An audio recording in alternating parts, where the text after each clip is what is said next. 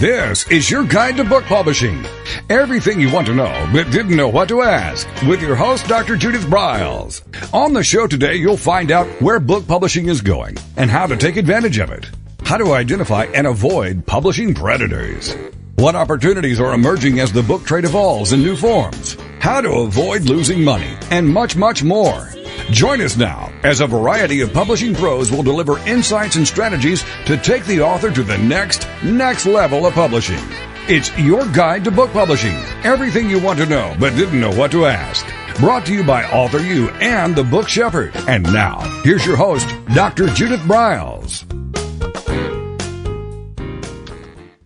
Well, here we are in the first listening of this podcast in the really heart in the middle of December, and that we've gone through snow, the lights are out, holidays are coming, and I thought a great gift for all of you is to be able to understand what's going on in the foreign rights world. And with us is Judy Klein. Judy is a rights consultant. She's got over 30 plus years of experience in the publishing business, and she spent a dozen years with the prestigious New York house of Farrar, Straus and Giroux. Did I pronounce that right, Judy? It is Farrar, Straus and Giroux, yes. Giroux, okay. Yeah. During her tenure, she was the VP, Executive Director of Subsidiary Rights, Director of Paperback Publishing, and Director of Audio Books. So she actually was ahead of her time. Judy's also a former editor-in-chief of the Literary Guild Book Club and a foreign rights director at St. Martin's Press. Some years ago, Judy stopped in Montana on a cross-country drive, and she never left. She still lives there in the heart of the Rocky Mountains. She says she's blame it on love. She started the Klein Works Agency, offering a select handful of small publishers and literary agents rights assistance, especially with foreign rights.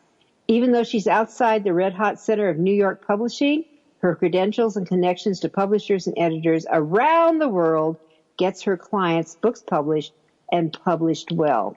So, Judy, I am so tickled that you're here. And Judy and I connected through a mutual friend, but I also lived in Montana for a few years and loved it during the time I was there. So I get it, the big sky country. It is beautiful, and you still live in mountains, so you haven't given that part up. Well, but I'm a beach girl, I have to tell you. But the beaches may be coming to me for all I know. the rate is going. Beachfront property in Nevada, yes. Yes, exactly. So let's kind of jump into this because, I mean, you really do have quite a pedigree. And that having your fingertips on this is when it was, and especially being in on audiobooks before they really started getting hot. It's been a long time, but now they're really getting into their own mark here. And also my very first publisher was St. Martin's Press. So what the heck? Oh, how nice. How nice. Yeah. And Hope Dillon is still there. So. Isn't that amazing? And Sally Richardson, too, running the organization. There you go. An institution. All right, so to talk about, first of all, why don't you explain to everyone what subsidiary rights are? Because I bet you a lot of authors don't understand. Right. That's a very good place to start. Because in a nutshell, subsidiary rights covers everything, every form of the book that isn't the prime book itself. That means if there's an audio version of the book, that's something you can license. If there's a large print version of a book, a graphic novel version of a book, an excerpt in a magazine, a movie that you get to see at the AMC down the street, a French or Polish or Korean edition of a book, a condensed version of the book, a book club version of the book. It's just large print. There's just so many different things that aren't the book itself. There are ways to reproduce the book, package the book, market the book, recreate the book, and those are all subsidiary rights. All right, so you've got everything that they can sell, Ashley, of the book, it sounds like. What does the author control, and if they control anything at this point?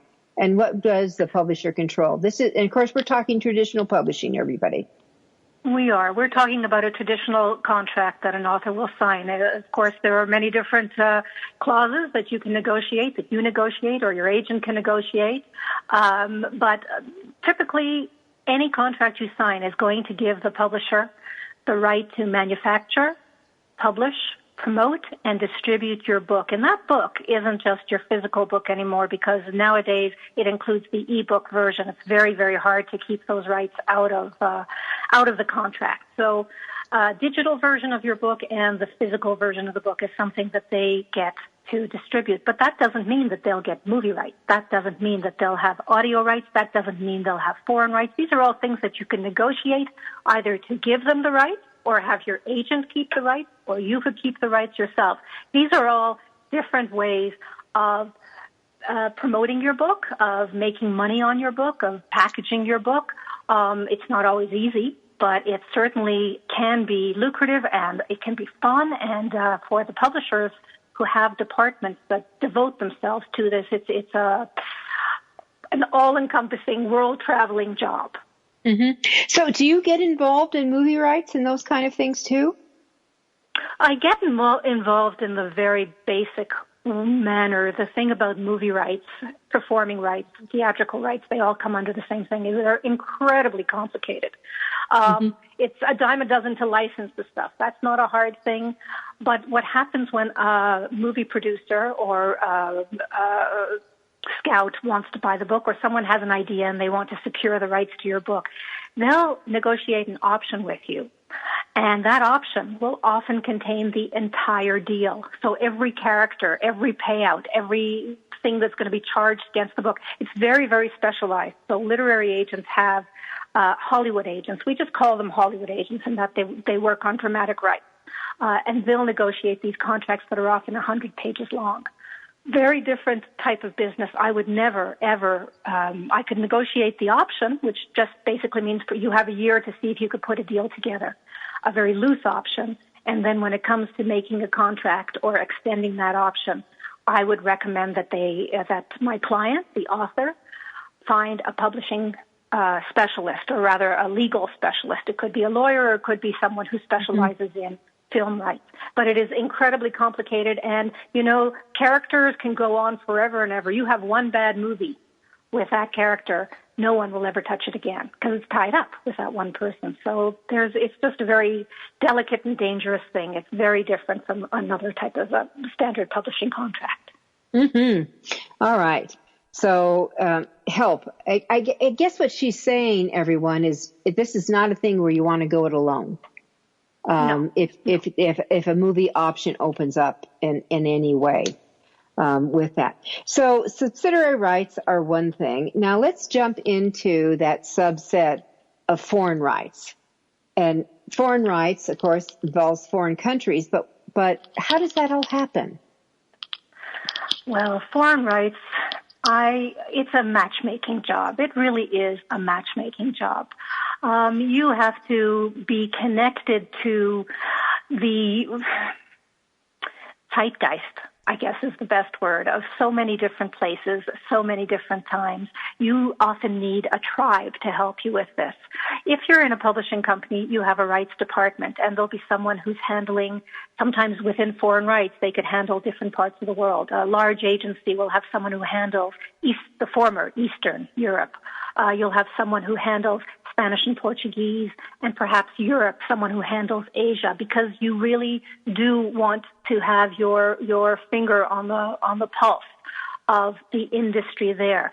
When for smaller publishing companies and for many authors and for many smaller literary agencies, they work with an agent like me who works with a network of co-agents, often called sub-rights agents or subsidiary agents.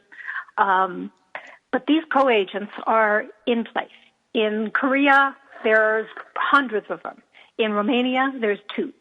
So you need to know the people in every language group, and ideally in every country, who have their pulse on what is happening within their industry, what's working, what's selling, what isn't selling, what editors when they're putting their catalogs together and their next list together, what they're looking for.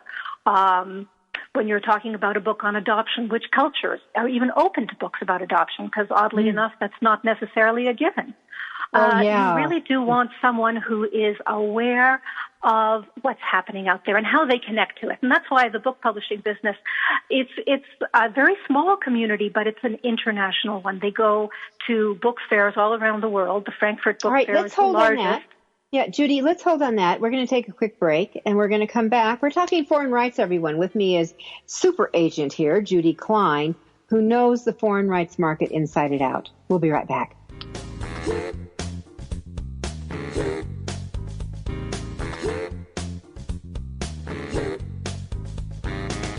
This is your guide to book publishing. Everything you want to know but didn't know what to ask. With your host, Dr. Judith Briles. And we'll be right back with more great information right after these.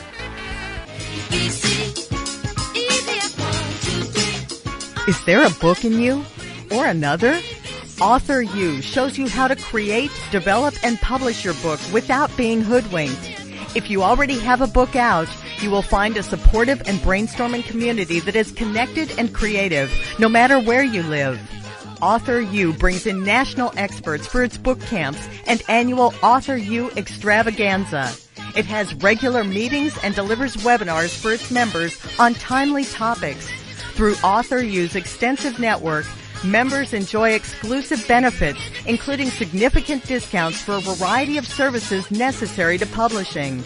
AuthorU is the premier authoring resource in the country, creating community, education, guidance, vision, and success for the serious author.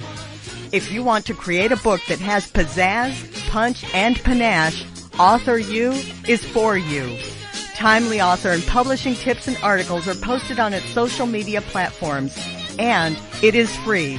Discover AuthorU, where authors go to become seriously successful. Join AuthorU today at AuthorU.org.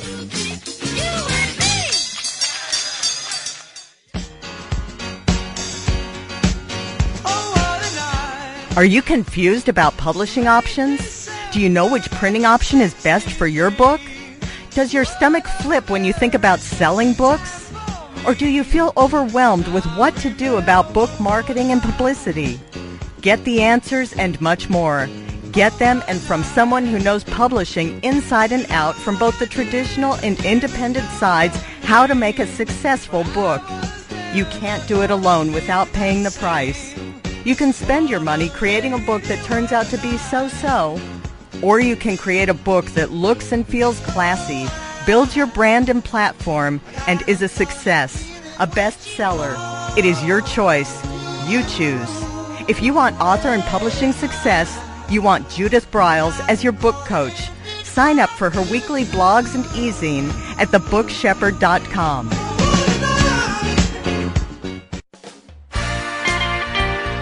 Welcome back to your guide to book publishing.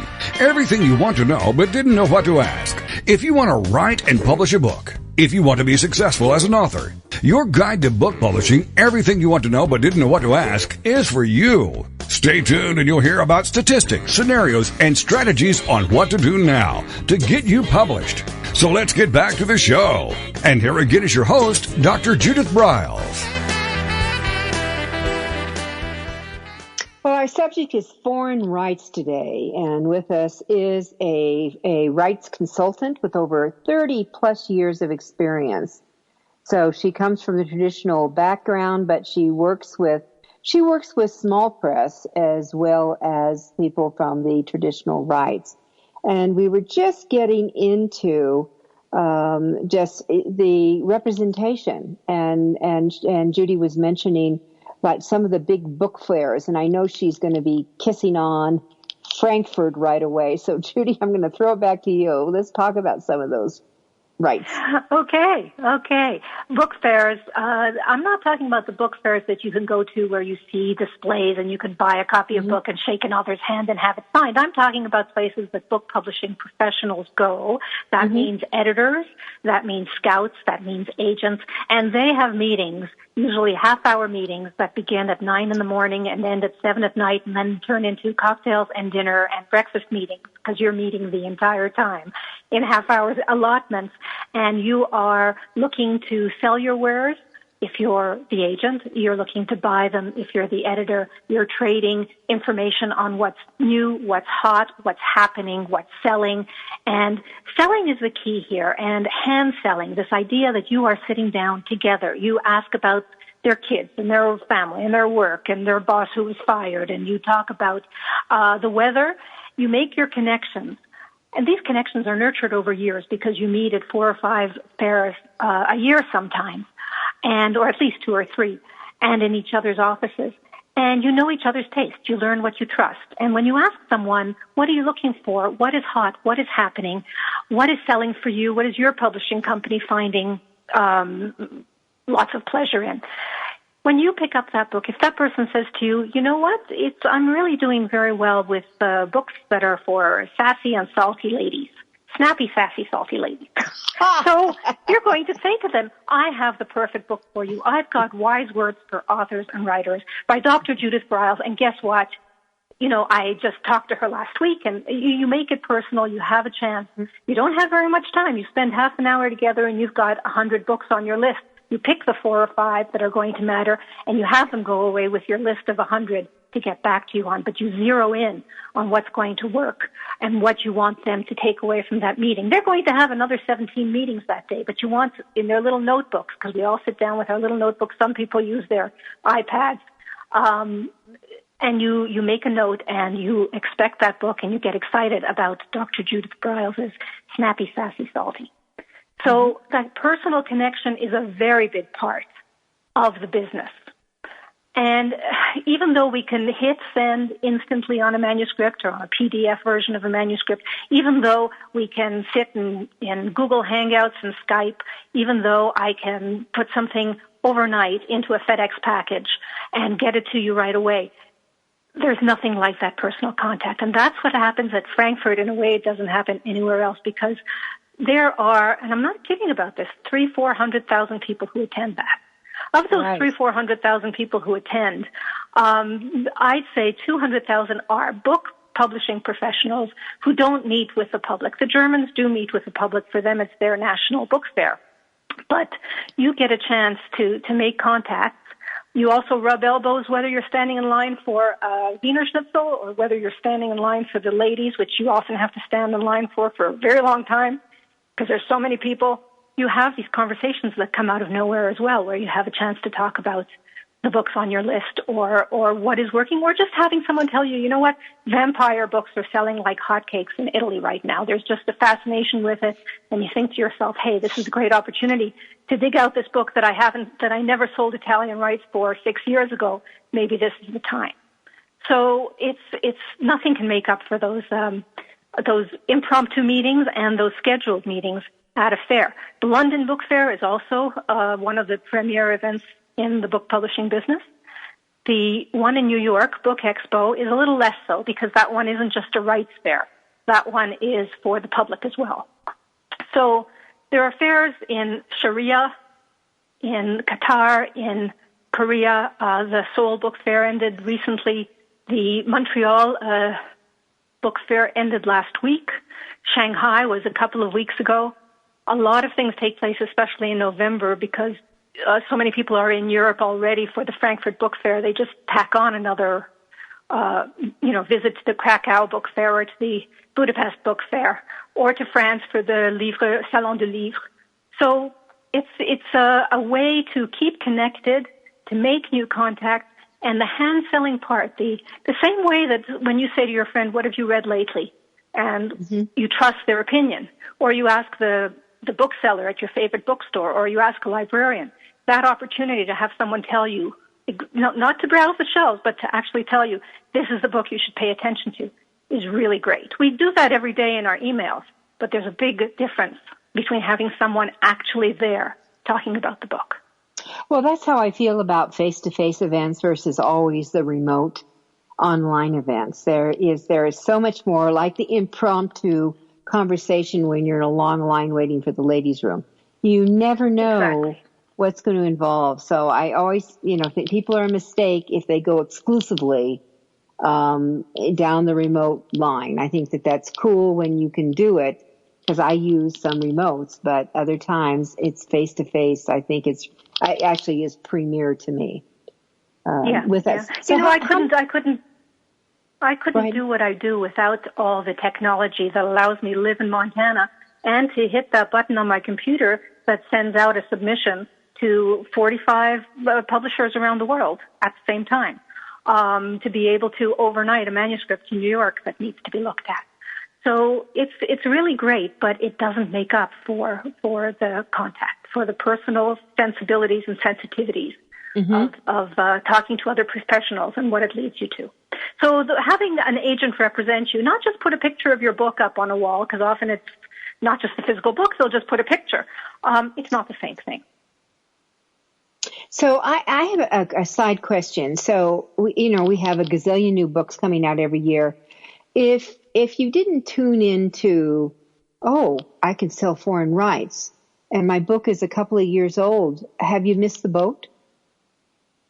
Well, it's the longer time there is between publication date and the foreign sales is the harder it is. Now, that doesn't mean that you can't do it, because times change all of a sudden, kind of like I was telling you, the Italian fascination with vampire novels, for example. You might have a new opportunity, or something just happened, like your book was just won an award for something, or you were invited to speak at a national organization on the particular subject. So there could be another catalyst that allows everyone to revisit your book. A good agent or a good publisher, whether you're doing your own rights, your own foreign rights, or it's your publisher's publishing rights department that's doing it, or you have an agent handling it, that's the opportunities they're going to leap on. Just this morning, I sent out a nice new, fresh round of backgrounders to publishers on a book that came out about 3 years ago, but the author just published a workbook to go with it. So it's not that there was anything new in the work. I mean, the facts have changed or anything else that, monumentally moved the needle on the book. But here was an opportunity to say, hey, here it is again. Guess what? These were the reviews. Remember how this was on the front page of such and such paper. Remember that I told you that she's available on, 3 podcasts. So I sent that out this morning, and I had 3 requests already for the book, for the 2 manuscripts. So, you try and capitalize on whatever new information there might be on the subject matter or about the author. So you do have these other shots, these other opportunities. But it is hard to walk in. You couldn't just sit down at Frankfurt and say, hey, I found this book unless there's a good reason for it. I found this book on my list from 3 years ago that you didn't pay attention to then. Could you pay attention to it now? Mm-hmm. So I love what you said about book awards. I mean, there's some book awards and there's other book awards, but if a book has started to accumulate awards, that might get their attention too, or am I wrong? Yes. And that accumulation of awards, it might be, I had an opportunity where it was the 13th, and it was a great way to just say, hey, lucky 13, this is the 13th award this particular book won. And those awards have come in over 2-3 years. In fact, I should say it probably come in over 10 years because there have been a couple of different editions of the book. That's another thing. You revise the book, you update it, there's another opportunity for it. Sometimes the subject matter is popular in a way it hadn't been before. It's back in the news, and you update it, or you write a new foreword, or you have someone write an introduction because now you've got credentials that you didn't have before. So there are different ways. I'm hesitant to use the word packaging because it isn't packaging, but there are opportunities that present themselves that allow you to take it back on the market. Well, I love opportunities. All right, so we have about 2 minutes to our next break, but if you can kind of kiss on what's the benefit of having foreign rights? Well, it comes down to, for most people, a sense of accomplishment, I think, because there's nothing like feeling you've reached people, and it might be in Libya, it might be in Argentina, it might be in Korea, it might be in Finland. You're in a bookstore and you see your book in this different language. There's nothing more satisfying than that, let alone these days because people could reach out and touch you so quickly with an email, with an Instagram, with a tweet. I think that's a very big part of it. Money is huge for publishers and certainly for authors. It's just that I think for authors, they think money is going to roll in because I have 20 deals or 5 deals or even 2 deals. It's usually more, I say, that you really have to want foreign rights. You can't be going after it for the money. The money is almost a fringe benefit because it is very expensive. And that says, I mean, like if I say, oh, here's a deal for you, it's $1,000. Well, from that $1,000, after they take away the taxes in that particular country, and you pay to send 2 copies of your book to them, and there are bank wire transfers, and there are 3 or 4 other charges. You're going to get a check for $342.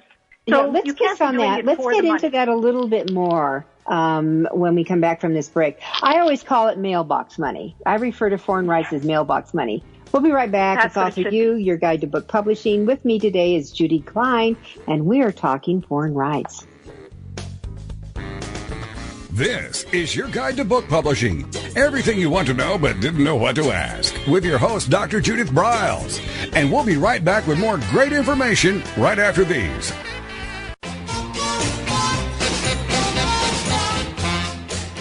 Discover the power of you and your book at the Judith Briles Unplugged events.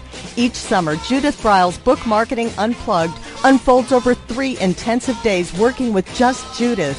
You get publishing strategies, author and book platforms, book marketing panache and pizzazz, and authoring tools to take you and your book to rock star success.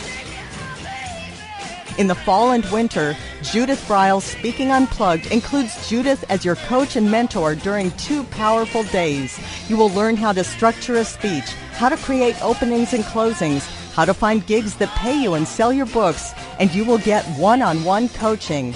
Go to thebookshepherd.com and click on the Events tab to learn how to participate at the next Unplugged Workshop event.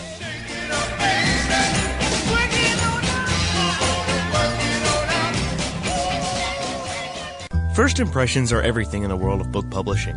Whether your book is an ebook, a print version, or both, your book cover needs to pop, sizzle, and sparkle to immediately capture the attention of your audience. And your book's interior needs to be just as dynamic and reflect the professionalism your readers demand.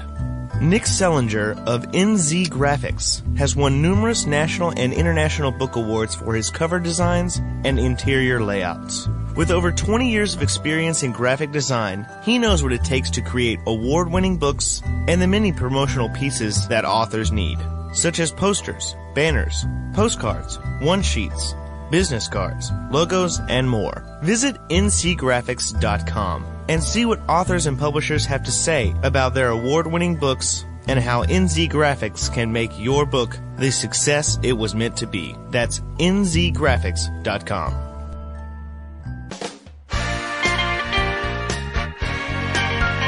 Welcome back to your guide to book publishing.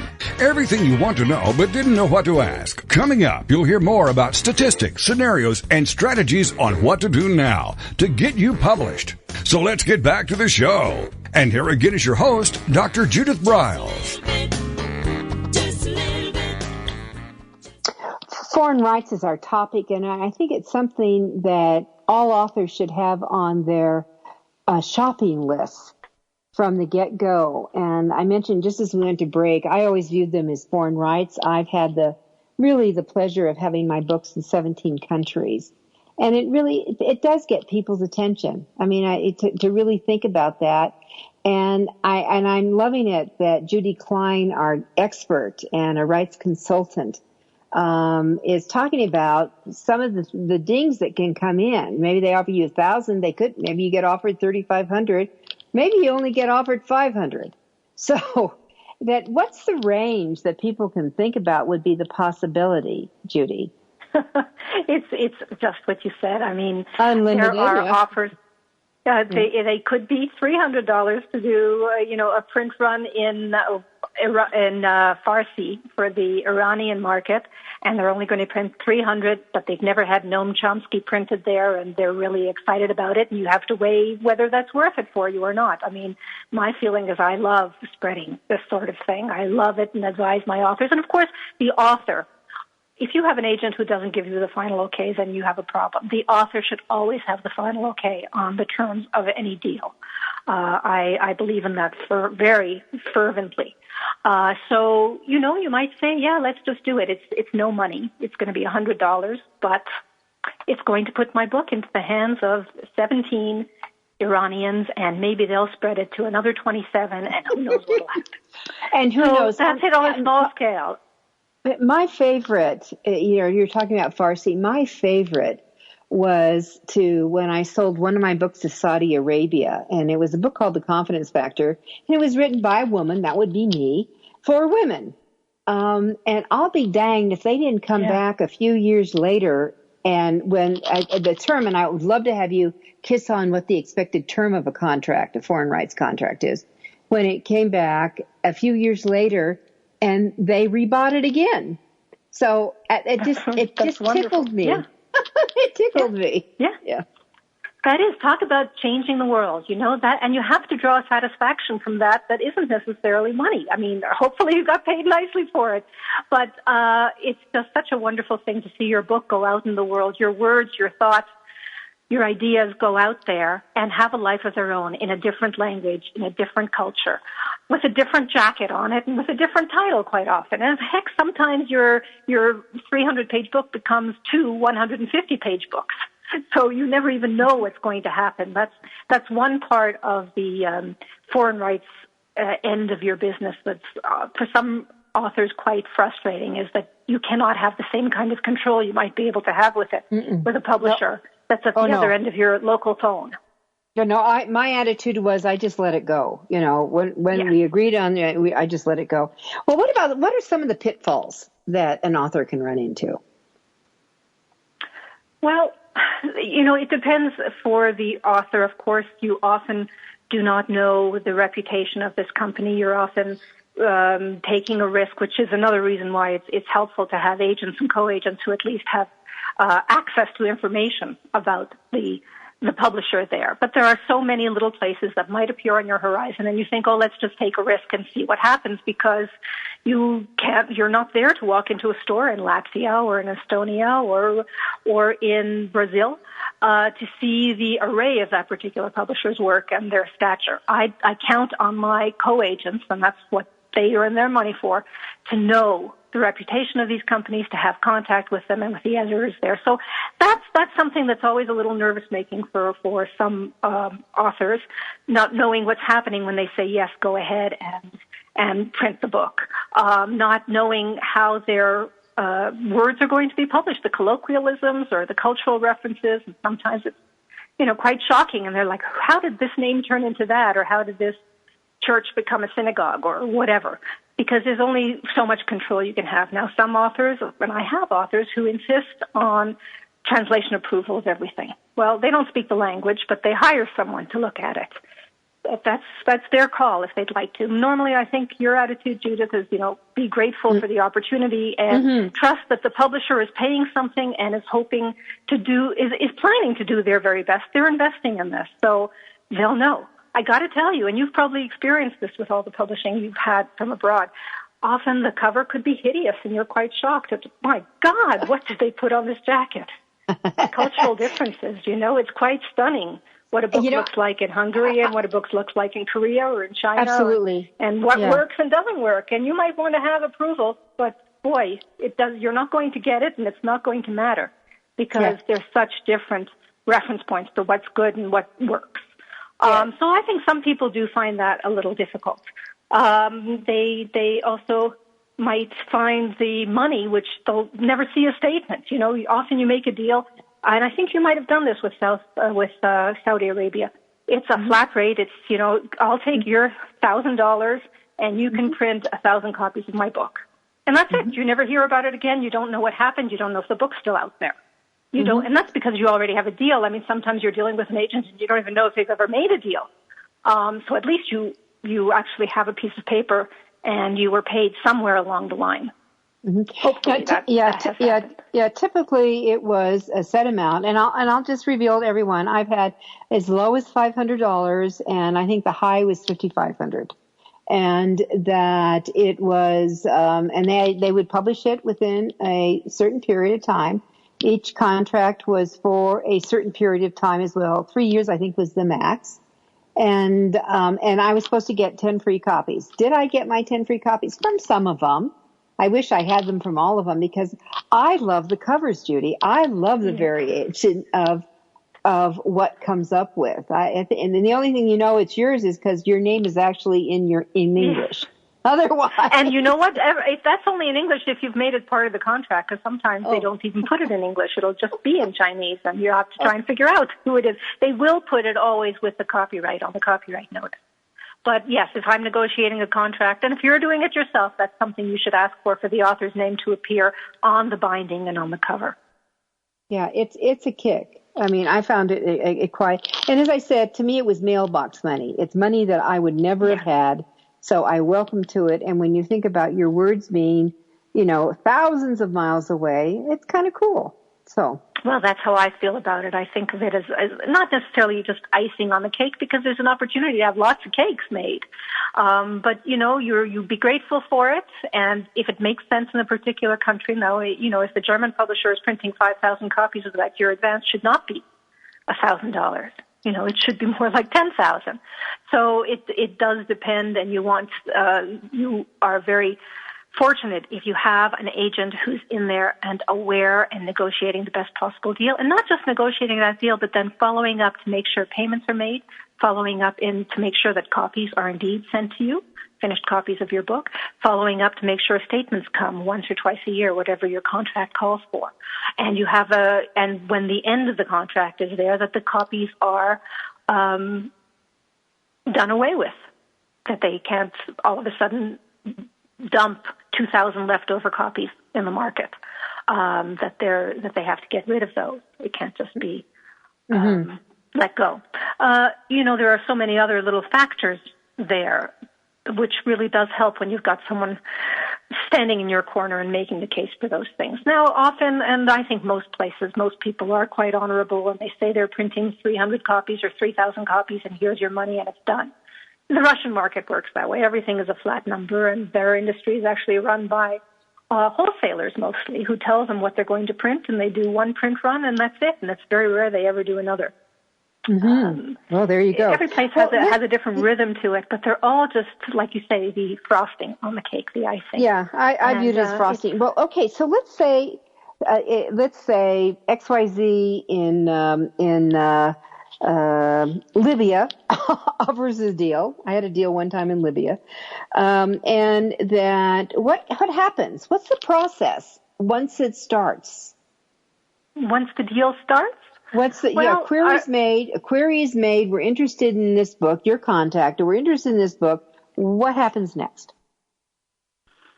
The first thing that will happen is the material will be shared. And I am usually, again, I will check out the publisher as best I can, especially if I have a co-agent involved in the territory, to make sure that they are a legitimate publisher. These days you can almost do that yourself by finding some online bookstores in a particular language or in a particular country and seeing if there are works by that person, by that publishing company, so you have a sense of what they're publishing, if they don't have a website, because many of them don't, certainly not one in English, and many of them actually don't even have websites.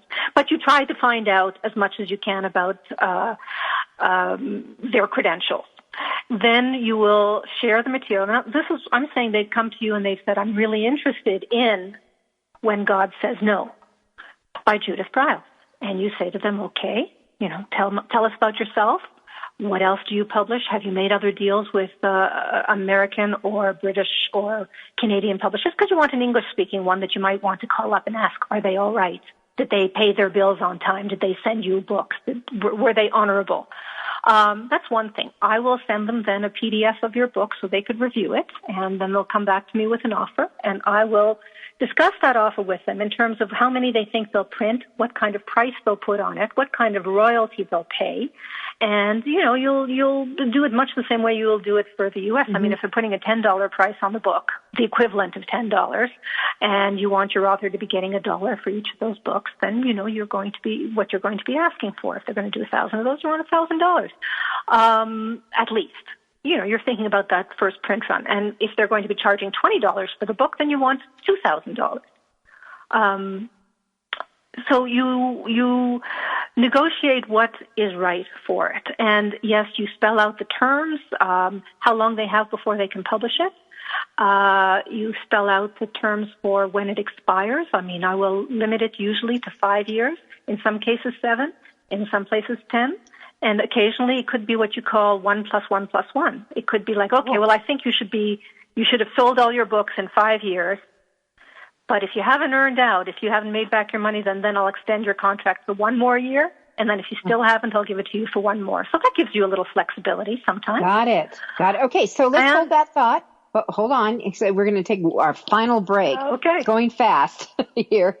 Everyone, foreign rights should be in your bailiwick. I'm going to tell you that if you haven't done it, you better consider it.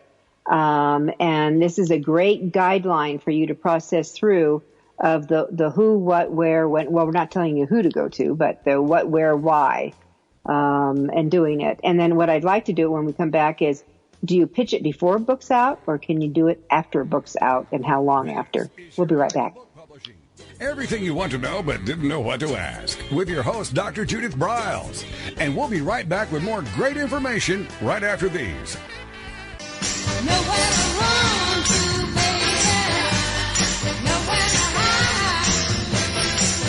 The book shepherding concept is simple. The publishing world is changing, and so must you. You need an experienced shepherd and guide to collaborate with you as you create, strategize, develop, publish, and achieve your publishing goals. Publishing is riddled with obstacles, sometimes nightmares for the author. You do not need more problems. You want solutions. Dr. Judith Briles will shepherd you through the maze and chaos. At times, she has had to step in and rescue a book that has been sabotaged by a publisher, by a publishing service provider, and sometimes even by the author. If you want author and book success, connect with her today at thebookshepherd.com.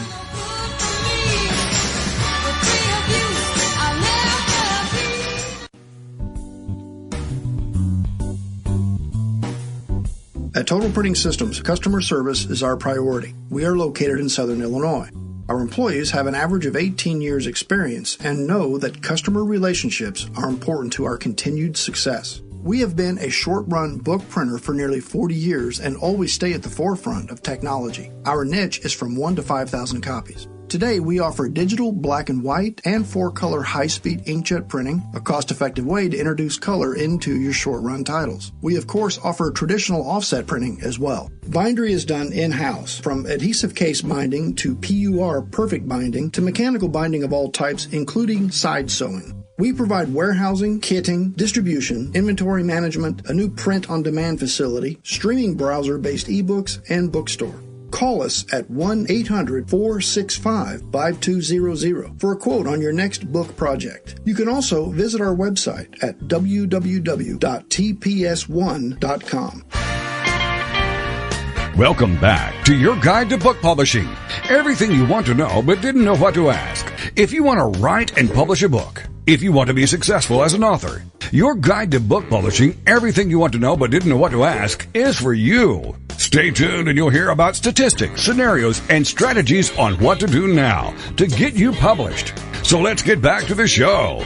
And here again is your host, Dr. Judith Briles.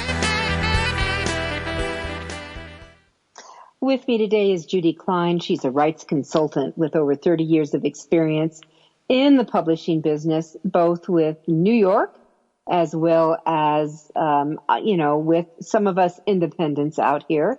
Her company is Klein Works, and that's Klein Works.com. And she's based in my old neck of the woods, Montana, where I lived for several years. The Big Sky Country. Truly the Big Sky Country. So we're really talking about kind of the setup. I asked about some of the pitfalls the opportunities. It's great bragging rights. I have to say, it's great bragging rights. And it's just so wonderful to know that your word may be getting in the hands of someone who so desperately needs it that never, ever would have the opportunity because they don't live in the United States. So I think that's amazing to do with that. So Judy, when we took that quick break here, and then we have our final segment, we were talking about the structure of what happens, in the process, I think. Is that right? That's right. We were talking about a contract and, getting to a contract, how a query might come to you or your agent, and how you'll do some research to validate the publisher, because you want to know that it's legitimate, that someone is going to take care of your book and someone is going to pay you, or at least send you the copies they promised to send you, and execute on all the terms that you agree to. So you explore the possibilities with that publishing company, and you negotiate a contract, and you cover all the terms. We were talking about some of the critical terms, like what an advance might be, or whether they're going to pay you a flat fee for a certain number of books they can print, what the royalty will be if that's going to be involved, what the term of licenses, how many years it will be valid for, and of course, how much time they have to publish. Now, you also have to keep in mind, and sometimes someone will say, oh, they're only giving me $500 for this book they're going to print 1,000 of. They've got to translate that book. You have a 300-page book. They're paying a translator, and that isn't cheap to get a good translation. Plus, it takes time, because I have many authors who will say, why is it going to take 2 years? Well, lists come out way in advance. I mean, publishers are planning for their season now for spring 2021. They have to build in time to find that translator and to make it a good translation. Much harder with literary fiction or memoir than it is with straight nonfiction, a book on facts, or something that's very straightforward. So that's something to be aware of too. All right, so I've got a couple of questions before we lose you today. One is, what kind of books are selling in the nonfiction, in the fiction? Are children's books selling foreign rights? Well, that's a very broad question, because that is what's remarkable. Different tastes in different parts of the world. Yes, I have to say they're all selling. But, Koreans, very hard to sell fiction there unless you happen to be, a celebrity author. I mean, someone who you could be John Grisham, or you could be probably Delia Owens right now, but you're going to sell a lot of David Baldacci and other things that are guaranteed American box office, as it were.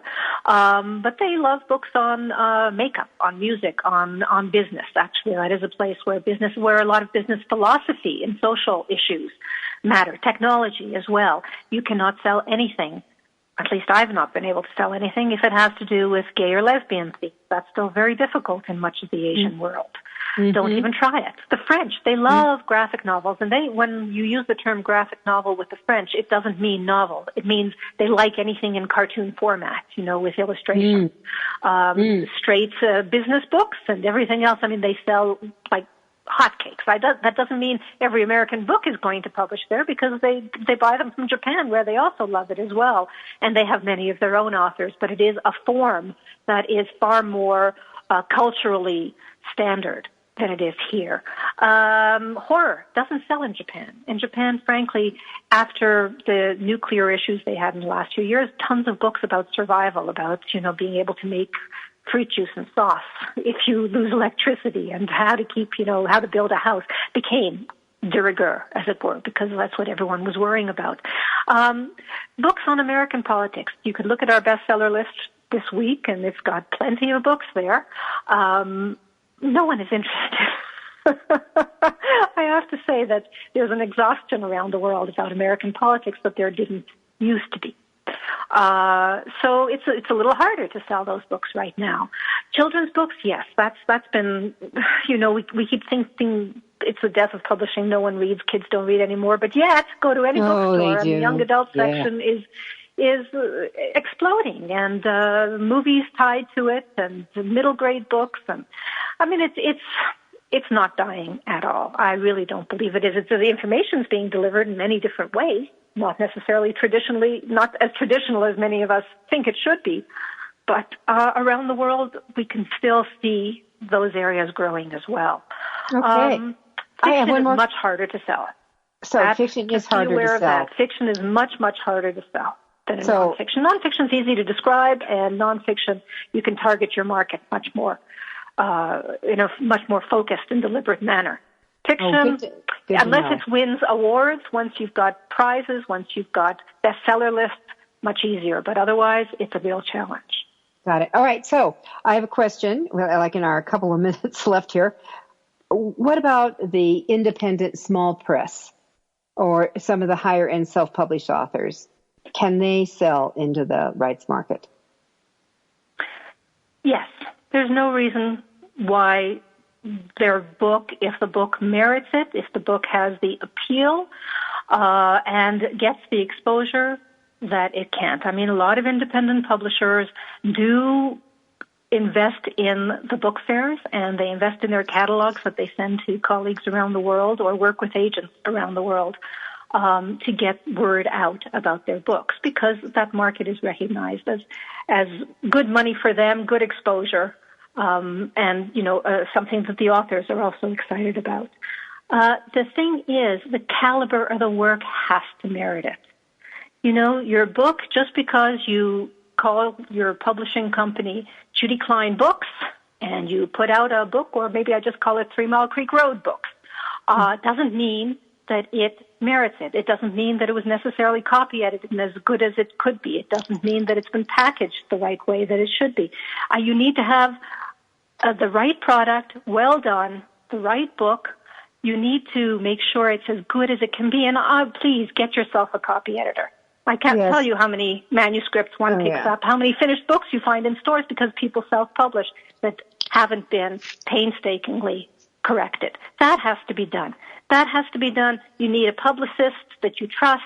Get your word out there. Collect quotes. Collect blogs. Collect awards.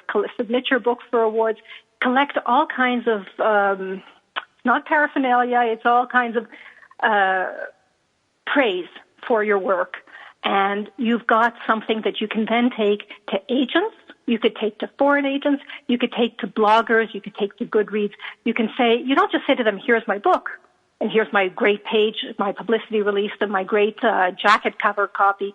But here, call me for an interview. I can talk about this subject. I'm the expert in this field, and I don't just say so, but here are 3 other people who endorse me, and here's an award I have. Market yourself, because you've got to get that out there for anyone to be aware of it. So it's what I'm really hearing a lot is, which is kind of echoes me, but I'm hearing that you've got to really understand that you got to become almost like a promo machine. And that's where those press releases, that's like that acknowledgement going out there. So you start building kind of some steam behind yourself. So you don't look like just someone who, has been just diddling around. They're diddling versus there's a seriousness behind it. I think and that's you have what to weigh. You're 100% right, and you have to weigh. You really do have to weigh the amount of work and time this takes against the reward, because you can't guarantee you're going to make very much money. And again, if you make the money, the taxes and the mailing fees and the bank wire charges are going to take big chunks out of it. You have to weigh whether or not it's worth your effort, because it is a lot of effort. But there's nothing quite as wonderful, and you know that, Judith, as holding that Saudi Arabian translation or that Finnish book or whatever in your hand. Yeah, I don't think that a lot of people realize that they maybe have some negotiating power with foreign rights. I mean, asking the question, I never thought of asking the question, how many are you going to print? Which, of course, knowing from America, that's going to tie in with the advances and that kind of things and their commitment behind it. But if it's just going to be 200 copies, we're talking about just a few $100 probably, Right. in which you're going to be taking home. But it's still ask as many questions as you can. Ask for as many answers as you can. Ask for as many authority over things, the ability to review the jacket. Just consult, just to feel like you are aware of the project and as much as they can involve you in it. I'm not saying read the translation, because you're not going to go out and learn how to speak Finnish or how to speak Korean or how to read it in order to do that. And there's no point hiring someone. I mean, it's in their interest to produce a good book. But ask questions and ask for your rights. I mean, say that, yes, I'm happy to take this amount of money, but I want to make sure that I get to see the cover. I want to make sure that I get to review the statement twice a year. You have all that ability. All they can do is say no. Mm-hmm. Well, I think, the foreign rights market is one, as I said earlier, that too many authors miss out on. They don't understand it. And that when I have talked about it before with authors, it was interesting that if a window opens, how so few follow through with it. And they need to. And if there's a registration, a sell-by date for their book, they need to be tuned into that. Some books, as you know, are really evergreen, and others have a window that's going to close. So with that. And most of them do. Most of them do, partly because publishers are always looking for what's next. They're rarely looking over their shoulders for what has happened. They always want to hear about what's coming up. So to talk about things that have already happened where they don't feel like, oh my gosh, we missed the boat, there were no reviews, the sales aren't incredible, you have to have a good reason to put it back on the front burner. All right. And with that, we are at the end of the show. Judy Klein, thank you so much for being with us today. It's been a great pleasure, Judith. Thank you so much. All right. Good. Everyone, have a wonderful holiday coming up next week. We'll be with you on the 24th, Christmas Eve, and we'll talk about another enticing topic to carry you into the new year.